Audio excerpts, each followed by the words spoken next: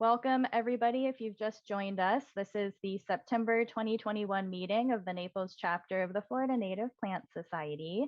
My name is Andy Nacarado. I am the president of the chapter and one of the Zoom hosts for tonight. We also have Connie Nagel. She is our membership chair.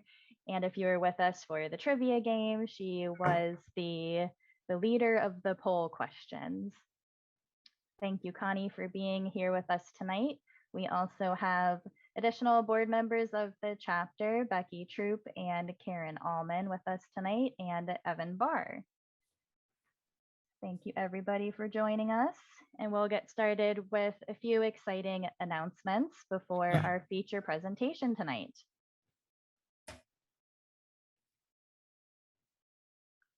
Okay, our usual Zoom housekeeping. I already mentioned most of it, and thank you everybody for turning off your cameras and microphones. Helps us have a nice clean recording of the feature presentation. If at any time you have a question, you may type it into the chat. And after the feature presentation is over, we will ask as many of those questions to our special guest speaker for tonight. And also, as everybody knows, we're recording the meeting so that hopefully we'll be able to post it on our chapter's YouTube channel later for on-demand viewing. All right. The first of our announcements for this evening, what's going on at Cutting Horse Eco Center this month. If anyone has not visited Cutting Horse Eco Center, it is a native plant nursery and demonstration gardens that is managed by the Cocolova chapter of the Florida Native Plant Society. So this is in Lee County in Bonita Springs. And on certain dates, the Naples chapter volunteers to facilitate the plant sales. So that is coming up later this month, but coming up first this coming Saturday, we have our monthly Butterfly Gardeners Support Group. So that is for the first Saturday of the month. So it's coming up this Saturday, September 4th. No RSVP is necessary. If you are seeking a group of butterfly gardeners where you can go and have conversations, ask other people questions, share some exciting things happening in your butterfly garden, feel free to drop in this coming Saturday at 10 o'clock. I will be there facilitating the Butterfly Gardener Support Group for this month, but we can have rotating facilitators as we move into the future. Then moving into the middle of the month on Saturday, September 18th, that will be the Naples chapter's next native plant sale day at Cutting Horse Eco Center. This one is rescheduled from the plant sale we were supposed to have last month, but we had some tropical storm weather on the way, so we rescheduled for September 18th. So you can come to Cutting Horse Eco Center from 10 a.m. to 2 p.m. to buy some native plants and support the Naples chapter. And we are also seeking volunteers to help us with the native plant sales. So if you're interested in doing that, it's a really great way to get some hands-on experience with the native plants and to practice with the names of the different plants. Feel free to email us at naplesnativeplants@fnps.org. And that email will be on a lot of slides moving forward, so don't worry if you miss it this time. Another great upcoming event is one that we are celebrating with Rookery Bay National Estuarine Research Reserve. And it is National Estuaries Week, the week of September 20th through the 25th. And all week long, there's going to be some native plant educational materials in their Environmental Learning Center, 9 a.m. to 3 p.m. And then on National Estuaries Day itself, which is Saturday, September 25th, we will have representatives from the Naples chapter and the Environmental Learning Center handing out brochures, chatting with visitors about native plants, and we're also planning a free native plant raffle that day. So if you're interested in volunteering with us to represent the Naples chapter and talk to others about native plants, especially those important in our estuaries, you are welcome to volunteer with us. Again, just send us an email. That's naplesnativeplants@fnps.org. And if you want to learn more about the event, there's a lot of cool things going on at Rookery Bay for National Estuaries Week. Their website is rookerybay.org.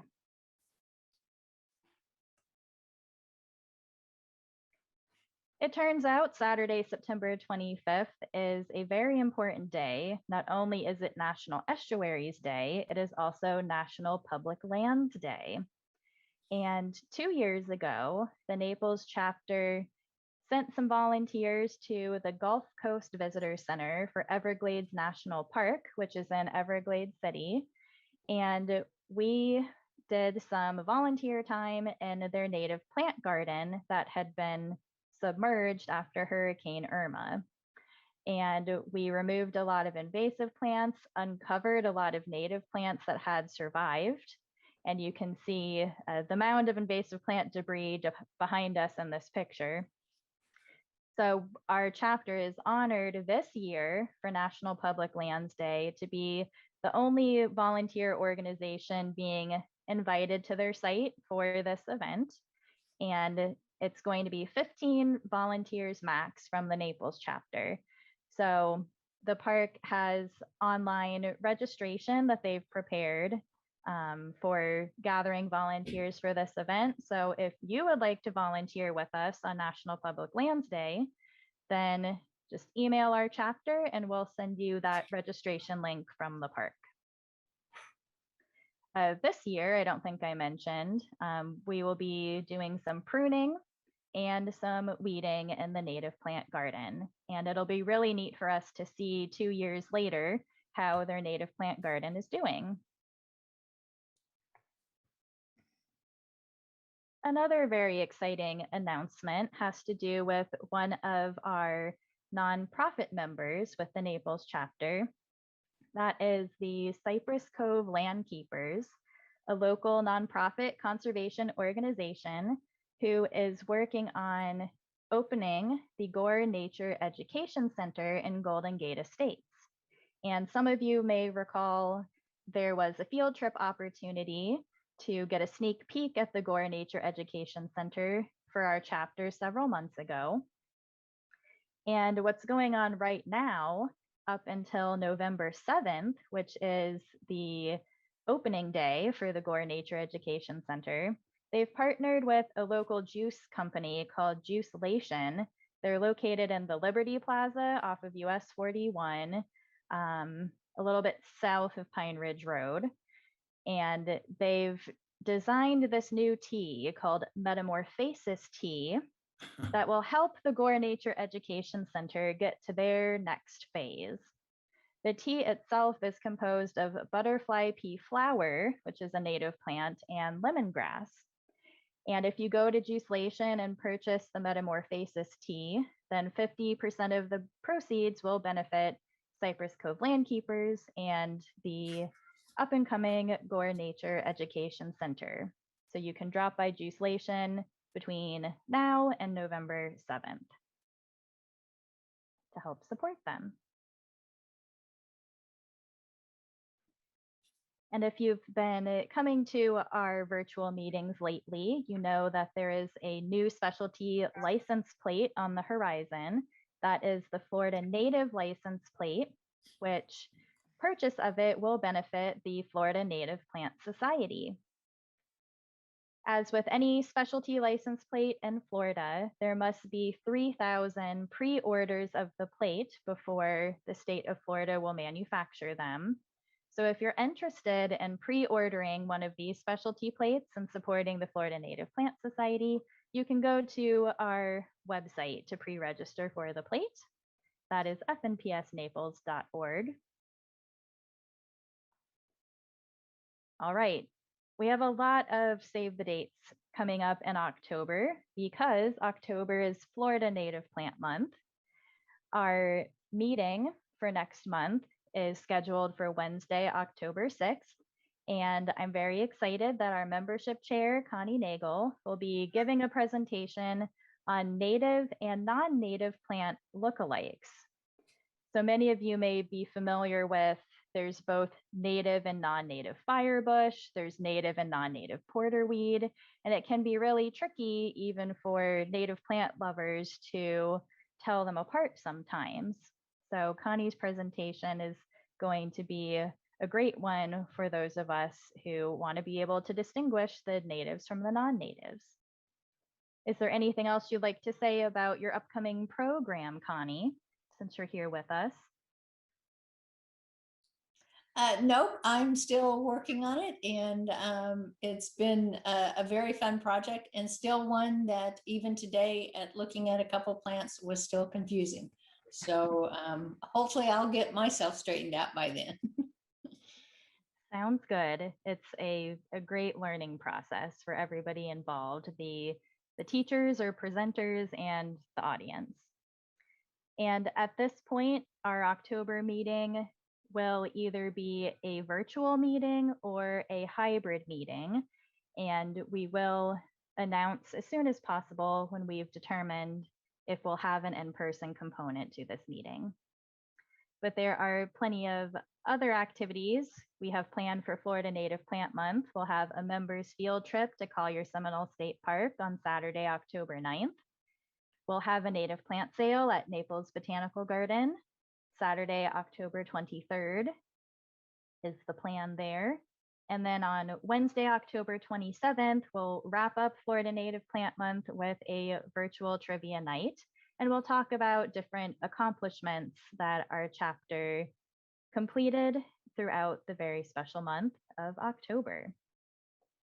And more details to come on all of these activities in our next newsletter, and they'll be on our website as well. Now, flip your calendars all the way to April of 2022. Here we go. Because we're going to have a special joint meeting with Audubon of the Western Everglades on Tuesday, April 5th. That will be just one day ahead of when we would have our typical Wednesday chapter meeting, and it will replace our usual Wednesday meeting.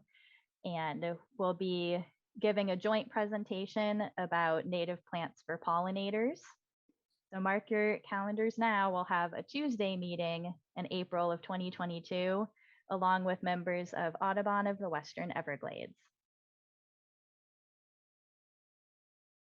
If you've never visited our chapter website before, I encourage you to do so. We have a lot of information and resources there, all of our upcoming activities, and a calendar.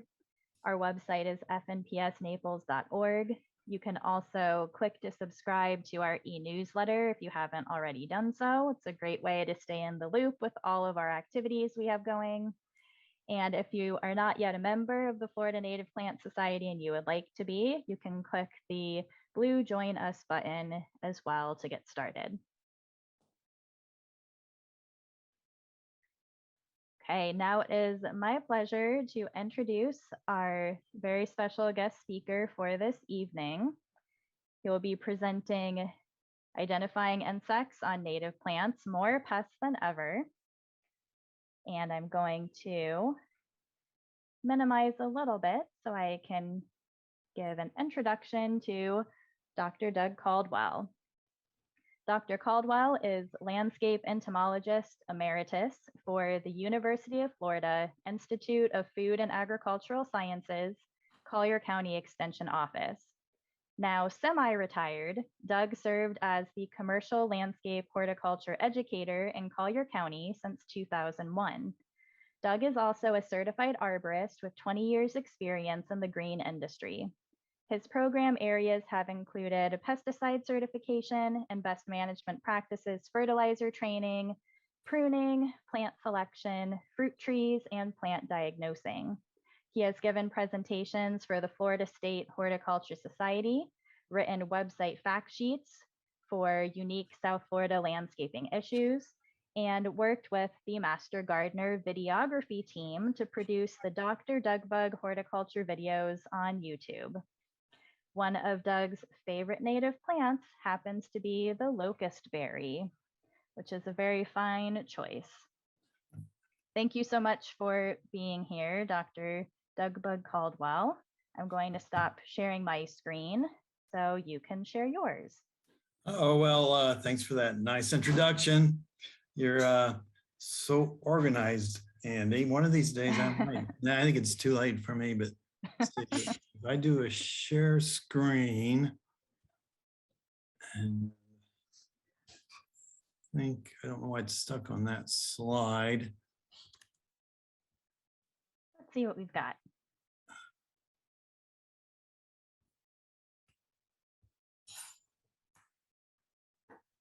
Let's see. There. Looks great.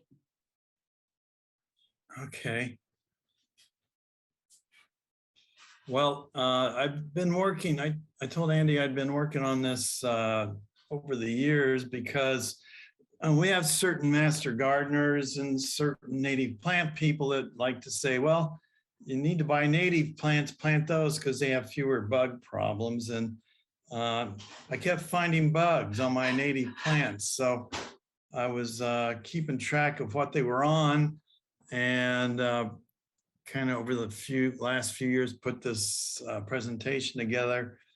And we'll talk about some resources you guys can use as far as identifying insects a little bit better. But there's nothing like, it's kind of hard to tell people when you've been doing it all the years I have, and you just look at it and you know what it is. So anyway, some of you people might remember Ms. Greenacres, Hank Kimball, the ag agent, on that wonderful TV show. So Greenacres. So gone is the predictability of landscape pest management in South Florida. It will never be same old pest as last year again. Moving down here from the Midwest, Ohio and Indiana, I worked with landscape maintenance companies, and they develop a program for our pest management based on the key insect and disease problems. And it was pretty much cookie cutter year after year.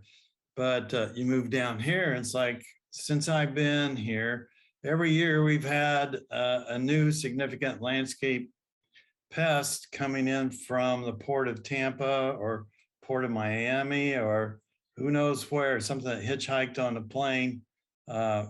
Somebody was traveling in an exotic country and just couldn't pass up bringing that little green thing home and not realizing it might have mites, scale insects, nematodes. So, and a lot of insects and pests really like our Florida environment. So it's really dynamic and difficult for those landscapers to always be accurate with their maintenance programs. So looking at what's been in the news lately is Kunti, which I'm not sure that's the best name for it now. I think it's, I'll have to check with, do you know who Mark Frank is with the University of Florida Herbarium? He's a brilliant botanist, and we've gotten him involved recently because I guess you all have been involved with diagnosing what's going on here. So not kind of jumping to soft scale insects. You can see the sooty mold. Let's see, can you see my pointer on your screen? So you see all the little kind of brown amber bumps? That's a soft scale insect problem that can be pretty serious. So that's not so good, but these guys are, everybody gets kind of excited about the Italia Butterfly, which almost was extinct. There were just some remnant populations, I guess, on the east coast of Florida, and they've been popping up over here. So I don't know if people are bringing them over, or the hurricanes, storm winds are pushing them over this way. So these are larvae about ready to pupate. And here's what the butterfly looks like. Very attractive.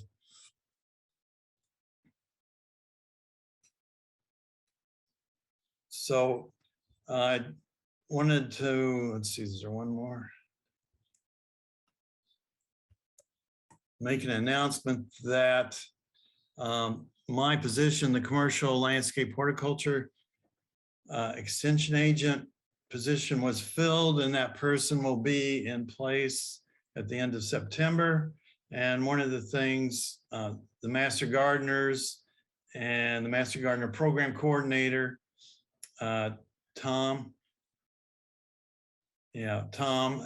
Have you met Tom? Let's see, I'm trying to. Yes, I have met Tom Becker. Is that who you're Thanks. talking Yeah, about? there's Hecker and there's Becker. So Becker is the one that works with us. And they've been tracking where these butterflies have been popping up, and they wanted to get a kind of a chart or at least a list of where they have been finding them. And one of the areas was like the county museum, Naples Botanical Garden. So it looks like it's on the rebound. And if you want to save the populations, you might need to buy more Kunti, because they can be, some of those plants were pretty much mowed down by the Italia larvae. Another insect pest, even though it doesn't look like much of an insect, is lobate lax scale. And it looks like bark on the tree stems and trunks, but these are actually scale insects. You can notice a lot of sooty mold, and that's an indication to look closer anytime you see that sooty mold, because you all know that it's due to the honeydew waste material produced by certain sucking insects. That waste material, honeydew, I don't know how I got that name, but it's rich in carbohydrates. The insect is filtering out the plant sap to extract nitrogen compounds. So that leaves carbohydrates that goes out as sooty, as honeydew and waste byproduct. And the honeydew thrives on that. And that's a key to look a little bit closer, see which sucking insect is attacking your plants. So when this insect showed up, it was pretty much a killer on some of our natives. You can see it had a very large host list. It was killing cocoa plums, killing wax myrtles is still the one that is being damaged the most. So it's got a wide range of plants that it's not a picky eater, let's put it that way. Yeah, over 315 hosts at last count. And on wild coffee, different coffees that we have, you'll see a leaf tire, which can really mess those plants up some years. Not that it kills them, it's hard to kill this plant because it's so vigorous. You just have to cut the affected growth off. Another insect that has a very wide appetite, very wide range of hosts it'll feed on. Anybody know what it is? So there it is, damage on cocoa plum. It's the Sri Lankan weevil. And this insect can be a voracious feeder on many plants. The grub feeds in the soil on roots of plants.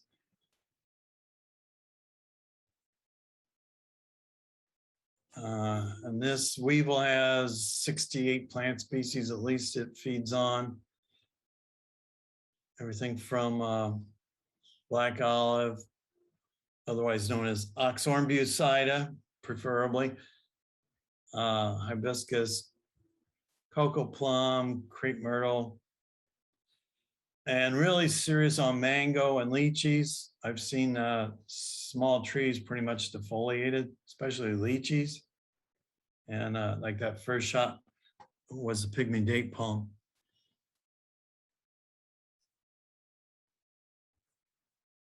And this is one I've noticed in the last few years seems to be becoming more evident is leaf miner. There, it starts off as these little window pane kind of comma shaped leaf tunnels. This is where the larva feeds between the top and bottom leaf blades. So it's feeding on a mesophyll sandwich, basically. It's and you see, it turns into a blotch mine later on, like you see here. I don't know if the plants are damaged. It's more aesthetic. I'd be curious if anybody else is seeing that. I think it's kind of new and on the move. We got the culprit identified. It's this very small moth. It's got real fuzzy legs. And if you look at the top of the head, it's almost like it's wearing a wig. Yeah, it's a caterpillar, a Lepidoptera in the family Mumph. I've never heard of this family. I sent these caterpillars and adult moths to Lyle Buss at the University of Florida. He's our main, that guy's incredible. He knows every insect in the world, I think. And he usually responds within 24 hours. So if you look real close and use your imagination, it's like this moth has a wig almost kind of combed over, like I called it the Trump moth. It's no politics intended, but anyway, let me know how your firebush are doing. And here's a plant you probably think is pest free. Everybody knows this. I should have left the names off so you guys could spit them out as they came up here. So this is, I think, an overlooked shrub in many areas. I think, well, Chad Washburn, we were discussing this. I think he told me there were two forms, one that's a little more prostate and the prostrate, anyway. And then there's one that's a little more rambling and bushy looking. But some years, if you look a little closer, you can see this feeding, this skeletonizing going on. I'm curious if anybody else has noticed that. Would you like people to type into the chat if they've seen evidence of this? Yeah, that'd be good information to have. I've seen it. It's fairly widespread, I think,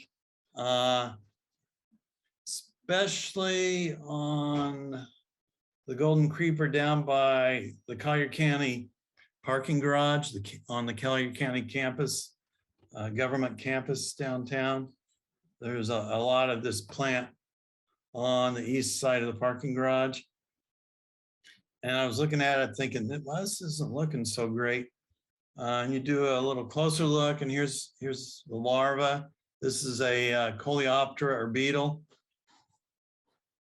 So, and again, with the help of Lyle Buss, we got it identified.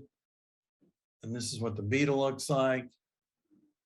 So I don't know, some of the damage was kind of worrisome, the amount of damage, but the plants seem to rebound without any treatments. Doug, can I ask you a quick question? Of course. Do we know if that's the beetle is native to Florida or is it exotic? Yeah, it's something Lyle was checking on. He thinks it may be native as well as the plant. I'd have to review my notes because I don't think it feeds on anything else, which is a good thing. And then I really never noticed pest on railroad vine until Stephen Brown got me involved, and we went. This is on Sanibel Island. There's it's brilliant dark blue leaf beetle, very attractive. It's actually the sweet potato leaf beetle feeding on railroad vine, which is kind of bizarre. Doesn't seem like they should be. Let's see, who's an expert on railroad vine? I didn't look it up. Is that in the same family as sweet potato? Okay, somebody get back with me on that.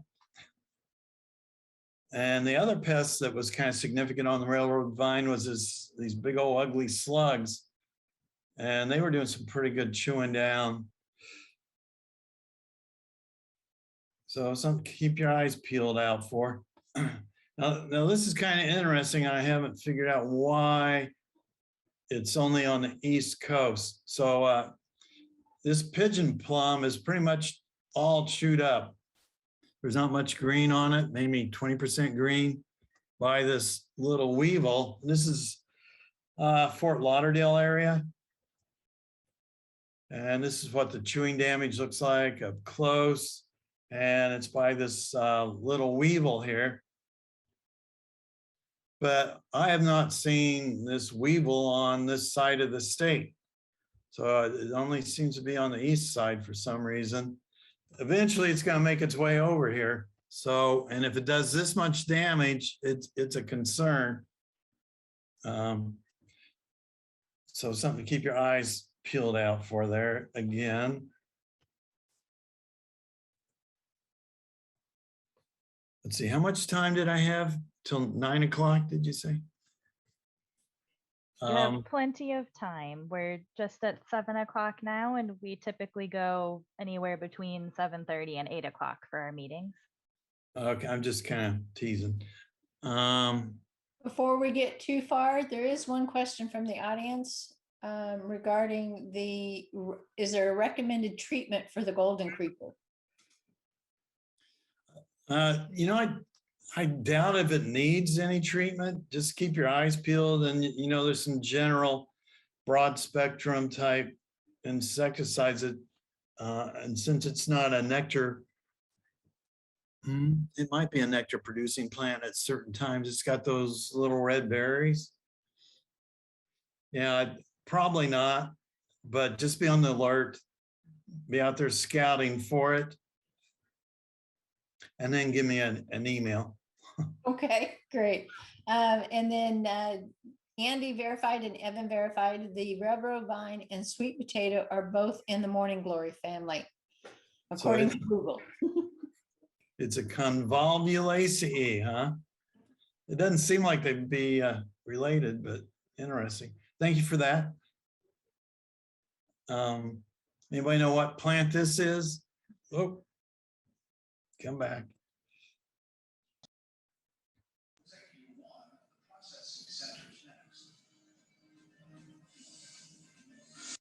Well, it's hard to identify with all the sooty mold, but if you look real close, you see all those bumps on the twigs are the croton scale, and that scale can crank out a lot of honeydew, and the sooty mold's so thick it's hard to even tell what plant that is. So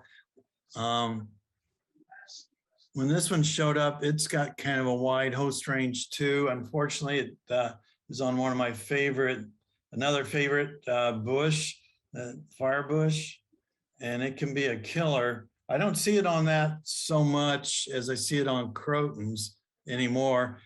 I think that Rugo's spiraling whitefly pushed it off of the Gumbo Limbos. So here's a little cleaner shot of the scale insect. And it's got a very wide host range as well. I was going to look some of these up.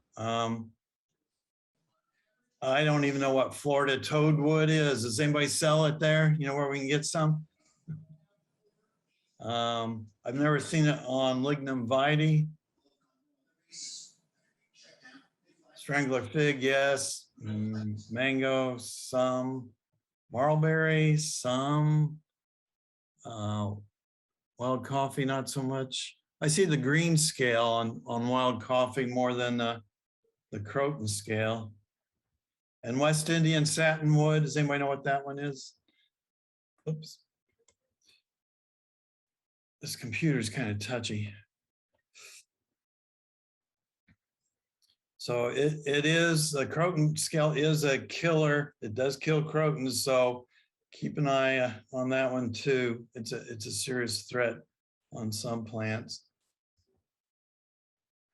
It's kind of hard to tell what this plant is. So this is in Key West. It almost looks like a silver buttonwood, right?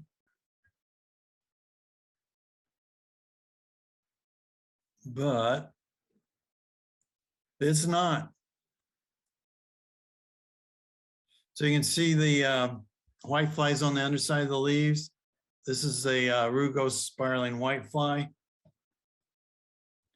So it's been a while since I looked at this slide. So that's mahogany.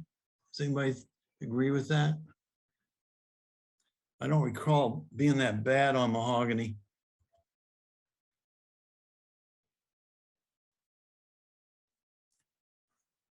Maybe that's a Gumbo Limbo, my fault. I haven't looked at these slides for a while, so yeah, I think it's more of an issue on Gumbo Limbo. It's just such a small Gumbo Limbo. You can see it in the back, they were just so thick and they produced so much waxy material and honeydew that they can really disfigure plants. So what's so weird about this insect is it just showed up kind of overnight and exploded all over everything. And within about 18 months, 2 years at the most, it kind of vanished. And usually insect populations need a little bit longer time to taper off. So we were thinking maybe a disease, or they were releasing the entomologist that was at the Homestead Research and Education Center was releasing some what I call micro wasp. These are tiny wasps that are parasites on certain insects. But we're glad it went away. We did 2 YouTube videos on it. It was so impressive. It was just unbelievable numbers and unbelievable host range. So some of its favorites are, if anybody's familiar with Calophyllum, I really like that. I guess that's not a native. Let's see, Conocarpus, Ficus aurea.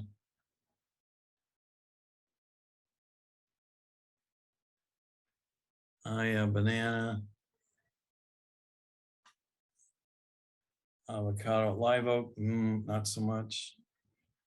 It should have, we wish it'd been more on Brazilian pepper, but it wasn't that much.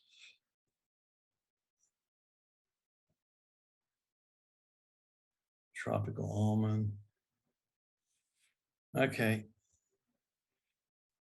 And here's one, do you guys recommend Florida swamp privet? Of course, you wouldn't prune it this way.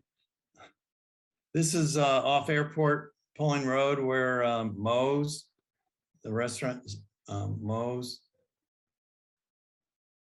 Let's see what else is there. So I just assumed that was Schilling's holly, just like most hedges. But it tolerates the hedging, and it's dioecious, rather attractive fruit if you get the female plants. But then one year we had an issue where the shrub, this is the only reason I looked at the shrubs, because they were dying, defoliating, and they had this kind of watery, gooey looking excrement on the undersides of the leaves. I'd be curious if anybody else has seen this. So I think it kind of took 2 years to go away, but it was pretty devastating. But the shrubs did refoliate. So it was due to this rather small plant bug, has piercing, sucking mouth parts. And I'm not going to say the scientific name because it is kind of a tongue twister there. So we'll just call it the Florida privet bug. Oh, and the other symptom is this kind of yellow flecking on the top of the leaf because they've been feeding with their piercing, sucking mouth parts. They probably have a couple generations a year repeating the cycle a year, but again, they kind of faded away after a couple of years. Of course, it was under the management of Landscape Maintenance Company. So there was some spraying going on also, so that I contributed to it. Actually, I'm just noticing in the middle there, that's probably a second instar nymph, an immature stage, kind of brown and green there. Looks like a little aphid. And it resulted in a publication because this was a new species, even though it was native, it was undescribed. And the main author that did all the work, Tom Henry, I kind of knew him from previous interactions.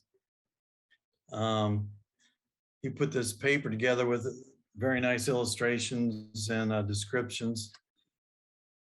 So it's a totally unexpected thing. You thought, well, surely they've described all the insects in South Florida, especially the native ones, but nope. So that was the fun thing.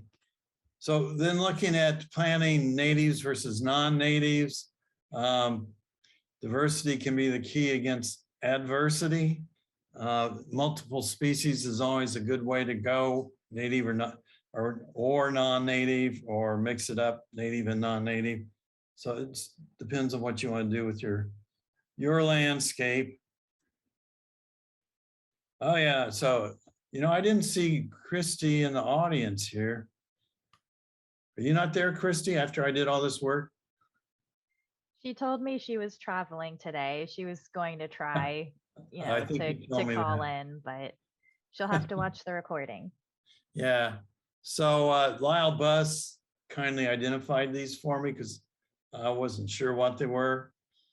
So there's the scientific name. So if you want, and the other thing is, if you have Adobe photo touch-up capabilities, even PowerPoint has some photo touch-up functions that you can do a lot with. It's always good to kind of lighten up the pictures, make sure you can see all the structures on the insect, the antennae. Here's the sucking mouth parts. It's kind of like a straw on the underside there. Anybody know what this host is? You always want, if you found it on a plant, you want to tell the person that's identifying it what the host was. Does this bar get in the way? Can you see this bar, or is it just me that can? Just you. We can see your full slide. Okay. So this is alligator flag, which we have plenty of, but I've never seen that insect before. So I guess it must be a seed feeder.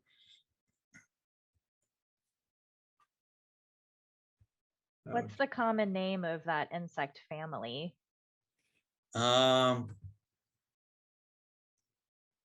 Sometimes they're called leaf-footed bugs, but not all of them have that extension on their legs that make it look like a leaf. So it's Coreidae, Namachus annulicornis. So yeah, so that's the alligator flag insect bug. Doug, does it often happen where an insect will have only a scientific name and not really a common name? Yeah, there is a process for adopting a common name through the Entomological Society of America. And because otherwise you've got, depending how widespread that insect is, you have local people giving it their own local name, and it may not be the same in Cape Cod as it is on Sanibel, if it's that widely distributed. So there is an official organization to establish a common name, but if it's recently discovered or not that common, people may not have bothered to give it a common name. So that's why the Latin name is so important. let's see. So Christy, I think this is Christy's also. I kind of enlarged it and lightened it up with Photoshop, but it's kind of unique, these bow-legged type hind legs on this. And here's the sucking mouth part. So when you're just trying to figure out what an insect is, it's important to figure out, see, does it have chewing mouth parts or does it have piercing sucking mouth parts like these guys do? That's one way to kind of start narrowing it down. And so this is a family I've never heard of, but I think I've seen these in the Midwest. And again, when Lyle Buss says should be, that means there's not a lot known about it, but it may be in this genus. So again, Christy found a kind of an unusual bug.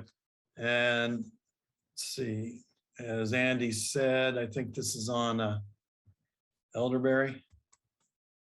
Yes, that's correct. Okay, and then the third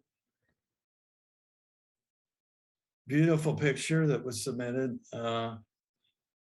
is actually a type of blister beetle. And again, the genus is not entirely, they're not entirely certain on. So usually these are pollen feeders and not going to damage the plant.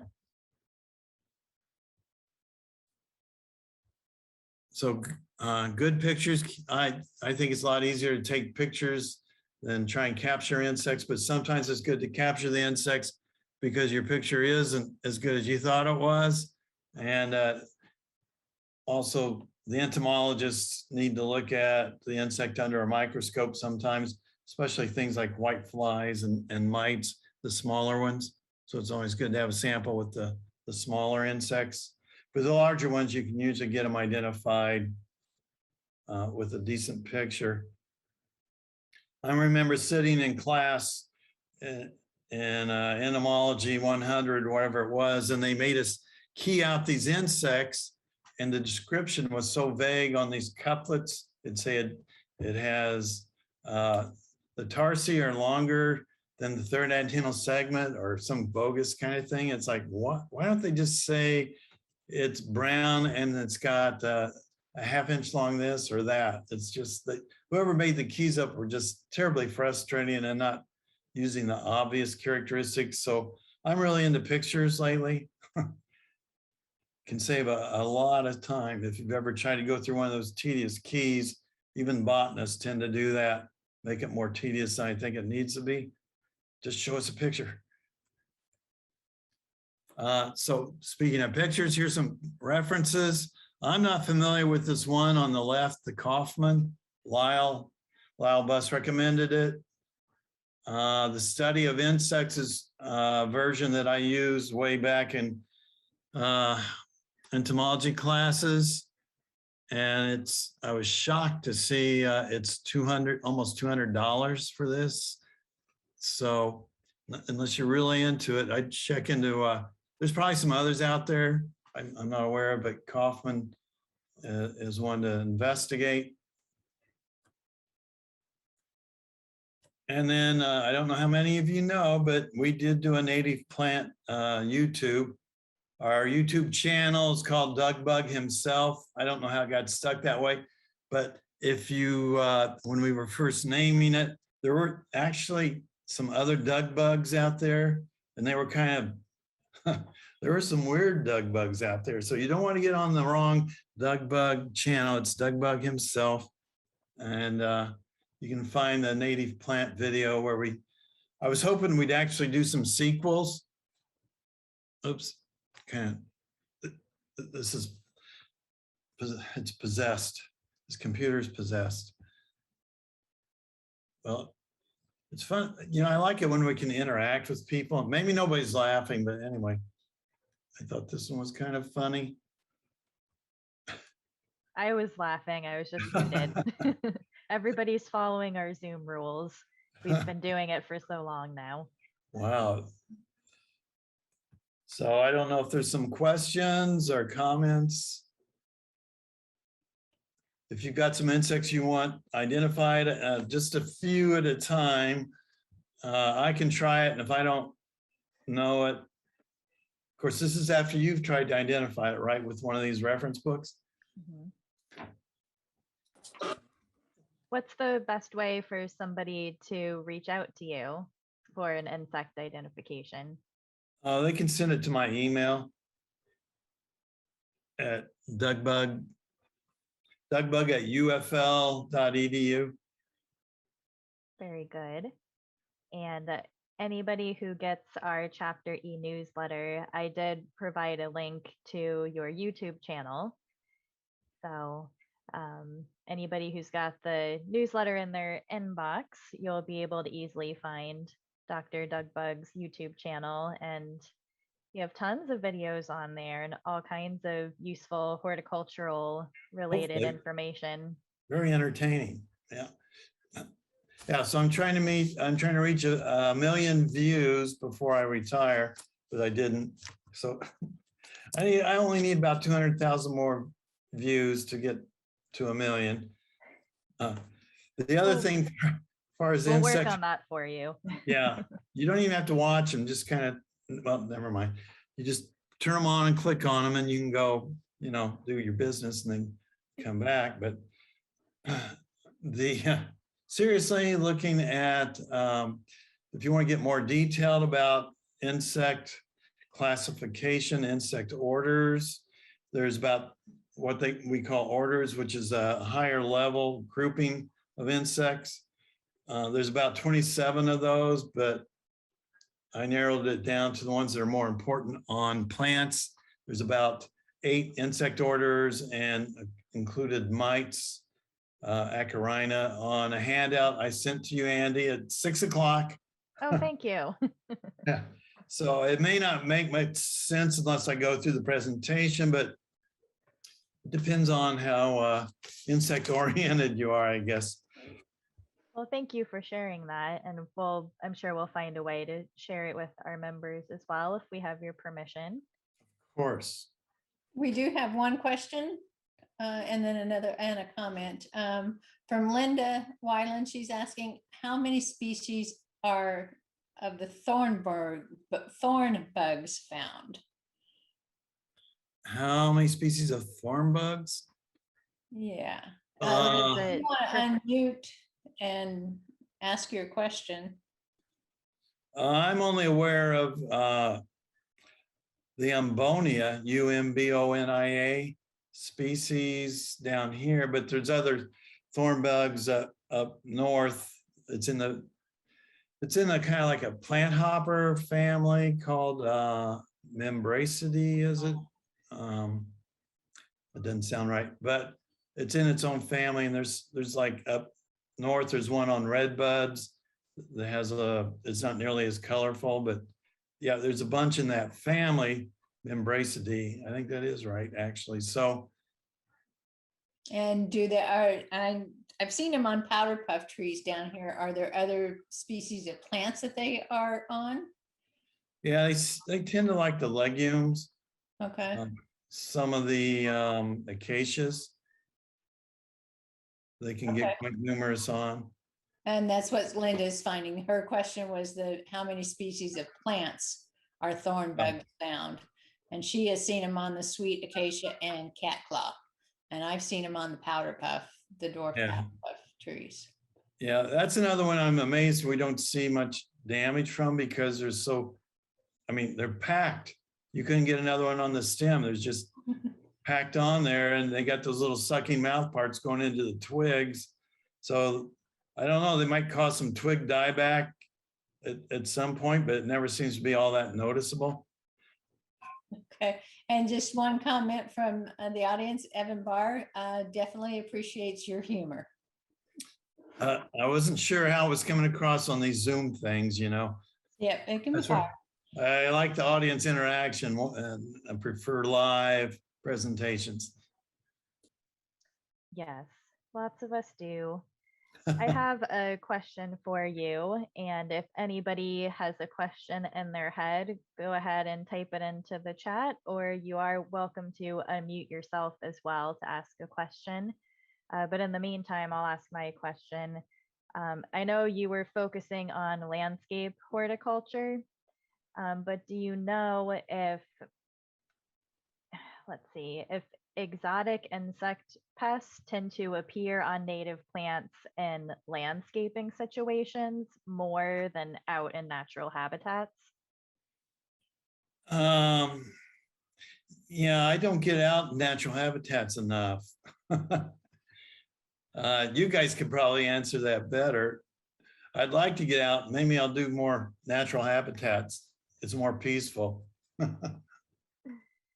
But I think if it's a smaller insect or it can get blown around by the winds, or if it's an insect that can fly, I think eventually they're going to be out there. The biggest concern was with low bait lax scale and killing the cocoa plum, but it seems to be kind of have backed off that, and it's more a problem on the wax myrtles. And it's like, how are you gonna protect the wax myrtles out in the middle of all these different preserves? And I don't know, do you ever see it on wax myrtles out in the boonies?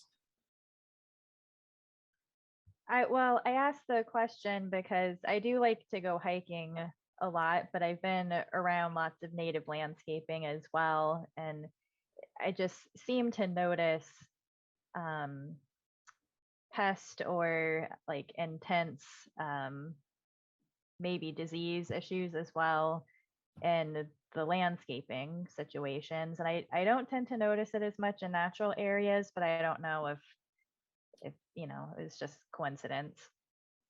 Well, that's a good point, because you've got native plants, but you're planting them in my homeowners association with non-native soil. You've got dirt that's sand, shell, and capstone, and it's not really good soil. So even native plants are going to be stressed out, I think, in the dirt we put them in. That's a good point. So yeah, that's another angle on the whole complex of things there.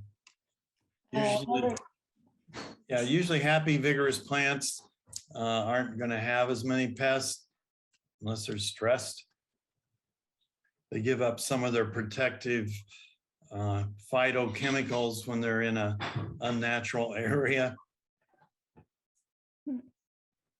I'm generalizing.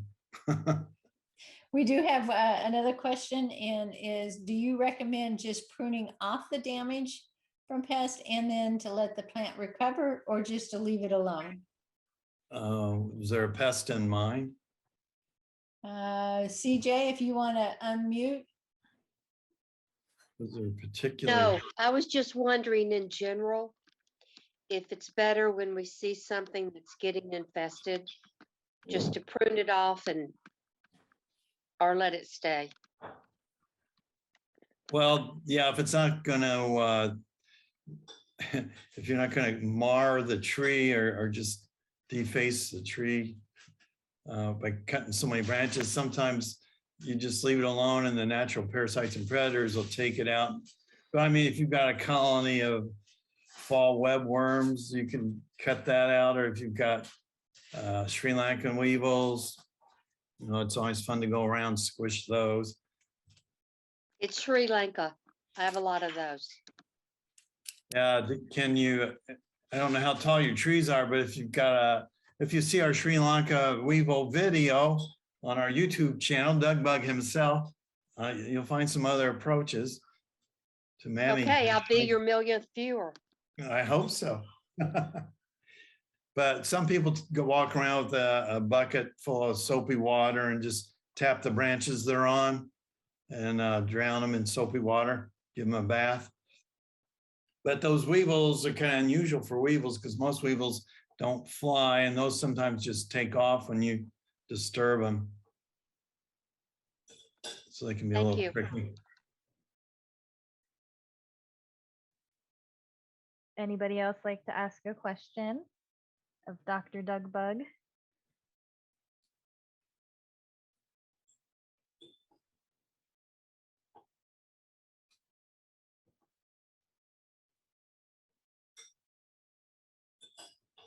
What about you, Connie? do you have any recent observations in any of your butterfly gardens that weren't butterfly caterpillars? Yes, I do, but I don't have a way really to share it at this point.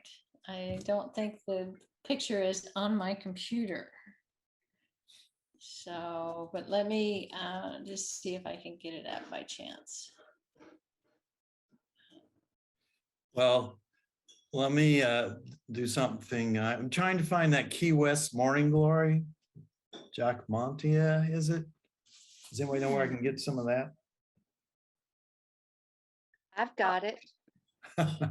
Does it sprout from seeds? I had it like 20 years ago at a different property, but it got a little too vigorous. But I like to try it again. I grew it from a cutting Ah. and it's vigorous. Is that the blue Jack Montia or a different species? Yeah, The blue. yeah. It's got a little flower on it. Probably about the size of your thumbnail. my Exactly. thumbnail. Exactly. Well, I'm not gonna find it at Home Depot, right? I took it off a friend's vine and brought it home and just rooted it. What's their address? I Help can me out. send you some. I'm Help on the me other out. side of the state, but I'm happy Good. to share. You are? You're on the other side of the state. I'm in Palm Beach County. Wow. I'm sure there's some over here somewhere. But knowing that you can take a twig cutting, stem cutting, that's good to know. So I think Connie might have a photo that she would like to share on the screen. So are you finished with your slides, Dr. Me? Caldwell? I am. Okay. If you'd like to stop sharing, then Connie can share her photo. Here we go. Our settings are so that one person at a time can share. Oh, nice. Yeah, that's a leaf-footed bug. That's a Coreid. Coreidae. Okay. What plant is it on? I found it on a passion vine. Huh. Oh, yeah, I've seen those on the flower sometimes. Yeah, I just thought he was super cool. I brought him home and released him in my yard. Well, you're my kind of girl. So And this is then- a lot like the insect that was on the elderberry photo. Yeah, Okay, kind of. okay, okay. In the same family? Coreidae, right? Okay.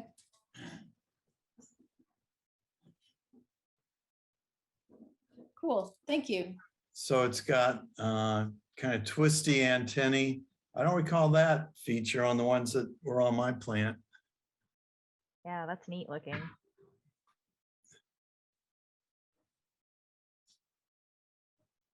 Okay, I'm gonna stop sharing and I'll give it back to you. Thank you. Okay. Did you see any more questions on the chat, Connie? Looks like we have a comment from Linda. She says, I have seen scale insects on Florida Trema and soapy water took care of them. What were they on?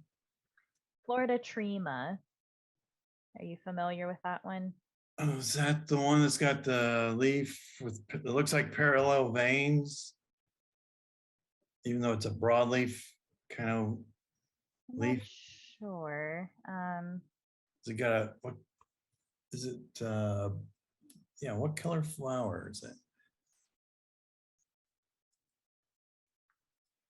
Let me see if I might be able to share another web page. We'll see how much Zoom can do for us.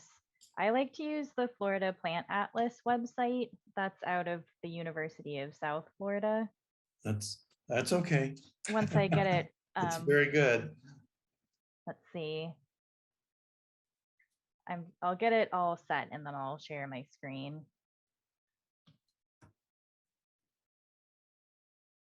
Okay, I think the genus is Trema. Yeah. Let's see. So that we can show you some pictures.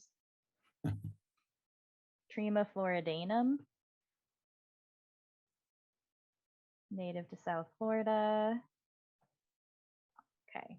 Let me go back to Zoom and share my screen.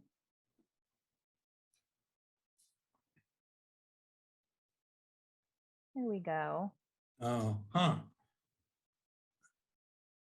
This is the one I'm familiar with. There were other species of Trema that came up in the Florida Plant Atlas.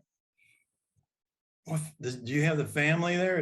Is that a soapberry or makes me think of it for some reason?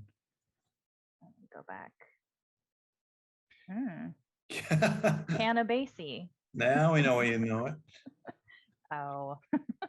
Don't know about that. So you're not familiar with it then? No, I'm not. I have a couple in my backyard, but I have a rather natural backyard. Yeah. So it makes it a small shrub or small tree? Yeah, small shrub to small tree. And it's mostly going down a stem. The leaves are in one plane mostly, and then it has the fruits clustered right along the stem as well. That's Yeah, Florida Trema. I'm always learning. All right. Well, at this point, I like to thank everybody for choosing to attend our meeting live. Always means a lot to us. And thank you so much, Dr. Caldwell, for being our guest speaker this evening My pleasure.